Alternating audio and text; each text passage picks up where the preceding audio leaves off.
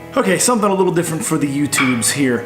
As I've mentioned before, I run the Training Lab online training groups, which Matt and I founded. So I operate as the training director for that. So part of my responsibility for that is for those groups, I will run a weekly Q&A where I post a video. Usually I just do a live video in the Facebook groups. Just makes it quick and easy, get to the questions. But since I was at the Arnold last weekend, I decided I would be meeting a lot of interesting people, so I would take this camera, and well, most of the time it was this camera, but I would take that camera and I would try to get some questions answered along with those people. So that's what you see here.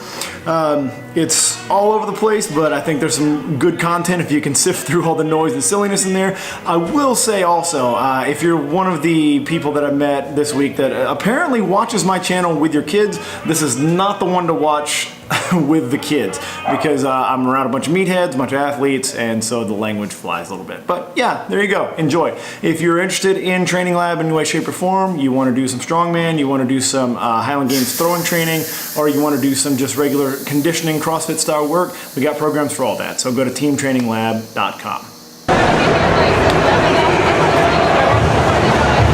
Alright, Brandon asked, having some nagging issues with my knee. 2 ACL reconstructions. When it gets close to fully flexed, getting sharp pain on the lateral side. Any remedies to get rid of that? I wonder if there's a guy that has a knee injury that we can talk to. I don't know. Alright, so knee pain. A few things you can do is make sure that you're smashing your quads. You gotta be doing some TKEs, hamstring curls. Those are the best things that you're gonna be able to do to start working on tendonitis. Also, do some scraping, some work like that across your patella tendon. Start addressing all those bits around your knee and keeping that fluid out of your knee. That's what I do. There's stuff around that knee that makes that knee move. Work on that stuff. Somebody asked.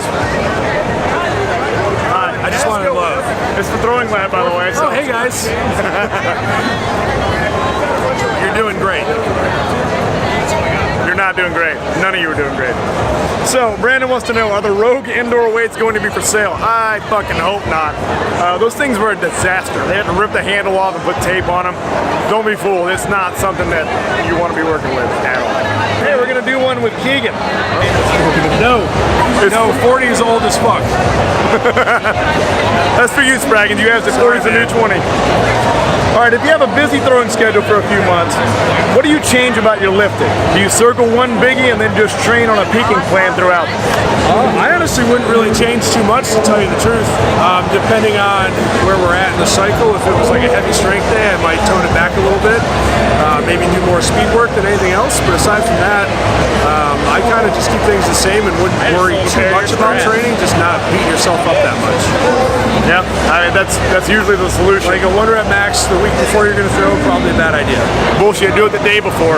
That's how you do it. If your numbers are like his, you can max out all the time. You can do whatever you want. So it's kind of relative to the person. There was a period of time where like if I maxed like back squat like on a Tuesday or Wednesday, I threw really well on Friday. And it was like early season, and one of the things I liked about it was my legs were sore, and so I got a lot more feedback from them, like when I was pushing.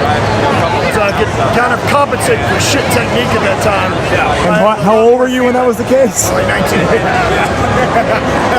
How old is this person? I don't know, our age. Don't do that. Don't ever max out.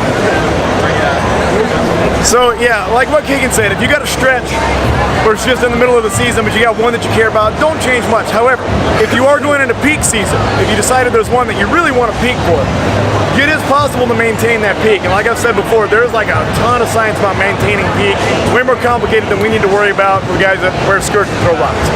But if you're gonna peak, just think about peaking for that game. The one that's important. Circle that one, go for that one. Don't worry about how exactly the other ones are gonna play into it, because especially if they're after you've hit the peak, you're gonna continue to hold that peak if you keep lifting that way. So figure out how many weeks out you are, and if you throw during your peak cycle, like the game that you have coming up is before the big games, that's even better.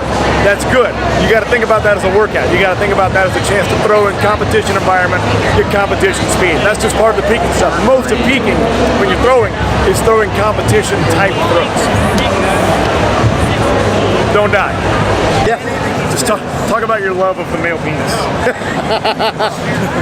I love Mike Dick's speed. Oh yeah, is that Mike Beach's dick so much. It also has a long comb over to the right. It does. Yeah, it's pretty long flowing. The key is conditioning. Conditioning is the key. Like pushing the prowler three times a week. Gotcha. Or like washing it. And you gotta let that set. It's and good coconut oil. Good. Cause smell and volume. I got a good coconut oil back in the hotel room. Oh yeah. Let's check. It's that good natural stuff that actually heats up. So then I don't want nothing chunky. Like it shouldn't be like an Almond Joy, man. Exactly. No, that's well said. That's well said. All right. So the real question I got is. Most important piece of gear to take to Highland Games. What's the most important piece of gear that you got to take to Highland Games? Well, it's footwear. For me, it's sure. You need to have shoes that you are comfortable in to compete. Obviously, a lot of people just use a shoe that they wear for all 9 events. Right. And then you have the people that have up to 4 or 5 different pairs of shoes depending on the event. Different pairs of stone shoes, caber, hammer boots, obviously, and your Olympic lifters for WOD. Sure. Me, I rock 3. I have shoes that I wear for the weights and stones and caber. I use ollies for heights. Sure. And then my hammer boots obviously for hammer. Nice. So I think the shoes is probably the most important thing, and making sure they fit right and you're getting function out of them. For me, that's probably the #1 piece of equipment. Now, do you feel like the fact that you don't throw stones in your hammer boots makes you a coward? I've never been challenged to it, but I'd be, I've won lots of bets on one-handed hammer throws. I think Albany next year I'm coming up and we're doing stones in the hammer boots. All right. And, open stone in the hammer boots. Call the ambulance now. Yeah, just dial 911 and then we'll just be ready. All right, continue with the Q&A on the fly. We're gonna take this one from Spraggins. He says, will I ever be as badass as Kristen Pope? I guess. You might. Will he ever be as badass as you, Kristen? Maybe if you start wearing a bow in your hair. Well, he's already on his way then. Unfortunately, I'm on Columbus, Ohio, at some manner of hipster beer bar with a couple of our throwing around guys. We got John, we got Andy right here. God, they look so gross. So gross. But speaking of gross, we got a guest to answer Billy's question about the heavyweight for distance. Billy basically wants to know, he's trying to work on getting to the 2-turn. Trying to do that double spin, that ballet move with a heavyweight for distance. Heavyweight for distance is a motherfucker. He's trying to work on that. He wants to know how does he transition from getting the one turn into a 2-turn. So I found a guy that has heard of the heavyweight for distance. I don't know what he can do with it, but he's heard of it. So he's gonna answer your question for you. Hey. All right, don't know if you can hear or not. Haven't seen any video, no fucking idea what you look like throwing. Without seeing it, I can tell you you're either starting too early or starting too late with your entry. Also, probably too high or too low. Again, I haven't seen any fucking video. So, whenever you're casting, exaggerate your squat, kind of like in the wob.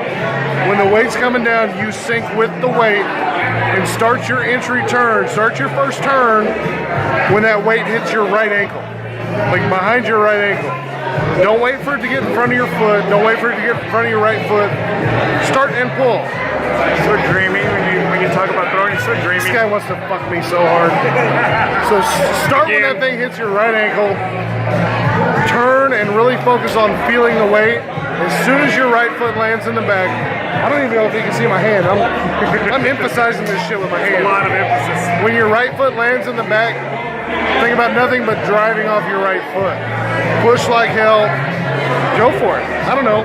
Post some video. Send me some video personally. Fuck this guy. I mean, this guy's great. But if you send me some video personally, I'll be happy to help out. Just for you, nobody else. You're free. Everybody else has to pay. All right, you I heard hope that it. helped. Did I say anything? It was actually pretty good. Okay, cool. Well, In spite of yourself, you did pretty well. That's pretty good.